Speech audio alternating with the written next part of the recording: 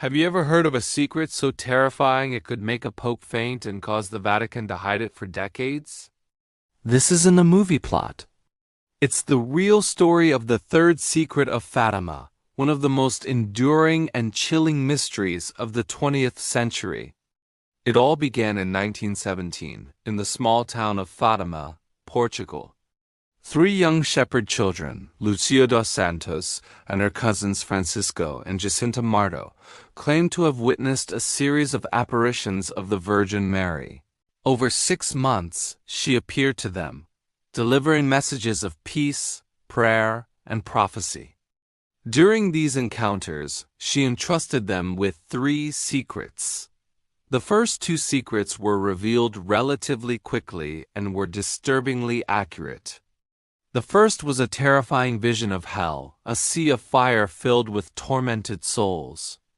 The children described it in such vivid, horrifying detail that it left them deeply shaken. The second secret was a prophecy. It predicted the end of World War I, but warned that if humanity did not cease offending God, a worse war would break out during the pontificate of Pope Pius XI. It also spoke of the rise and fall of communism in Russia and the consecration of Russia to the Immaculate Heart of Mary. As history unfolded, these predictions seemed to align with the outbreak of World War II and the spread of Soviet power. But it was the third secret that was shrouded in mystery and fear. Unlike the first 2, the Virgin Mary instructed that it should not be revealed immediately. The children were visibly terrified by what they had learned. Lucia, the eldest and the one who would live the longest, was tasked with writing it down. She did so in 1944, but only under obedience to her bishop, and after reportedly being paralyzed with fear for days. She sealed the secret in an envelope, and stipulated that it could only be opened in 1960. Why 1960? Her reasoning was simple and ominous. Because it will be clearer then. This simple phrase has fueled speculation for over half a century. What could possibly become clearer in 1960? As the date approached, anticipation grew around the world. The envelope, kept securely in the Vatican archives, became an object of intense curiosity. In 1959, the year before the designated opening, Pope John XXIII requested the envelope. He read the contents in private. What happened next is the stuff of legend. According to Vatican insiders, the Pope was so shaken by what he read that he almost fainted. He emerged from the room pale and distraught, declaring, "This is not for our time." He then ordered the secret to be sealed away once again in the secret archives and decided against its publication. This decision sent shockwaves through the Catholic world. If the message was from the Mother of God, why would the Pope hide it? What could be so catastrophic that it was deemed not for our time? His successor, Pope Paul VI, also read the secret in 1965 and came to the same conclusion, keeping it under lock and key. The Vatican's silence only deepened the mystery. For decades, theologians, historians, and believers alike debated the contents of that sealed envelope. The secrecy itself became the story. Theories ranged from nuclear war and natural disasters to something far more spiritual and insidious.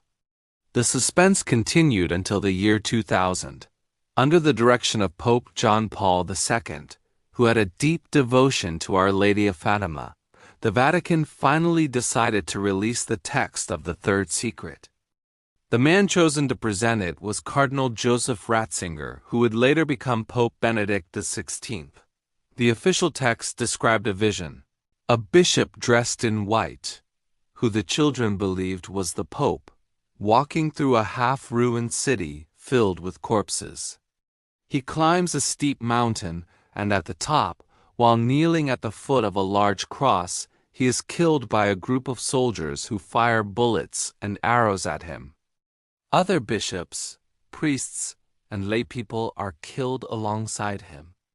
The Vatican's official interpretation linked this vision to the persecution of Christians throughout the 20th century, culminating in the 1981 assassination attempt on Pope John Paul II himself. On May 13, 1981, the anniversary of the first Fatima apparition, the Pope was shot in St. Peter's Square. He survived, and he credited the Virgin Mary of Fatima with saving his life, believing that a mother's hand guided the bullet's path. For the Vatican, this was the fulfillment of the prophecy. The case, it seemed, was closed. But for many, this explanation was far from satisfying. It felt anticlimactic. Could a vision of a past event, even one as dramatic as an assassination attempt, truly be the secret that made a pope faint and was kept hidden for 40 years? Skeptics, known as Fatimists, argue that the released text is not the complete secret. They believe the Vatican only released the part of the vision, but not the corresponding words of the Virgin Mary that would explain it. This is where the most compelling and terrifying theory comes into play: the idea of great apostasy.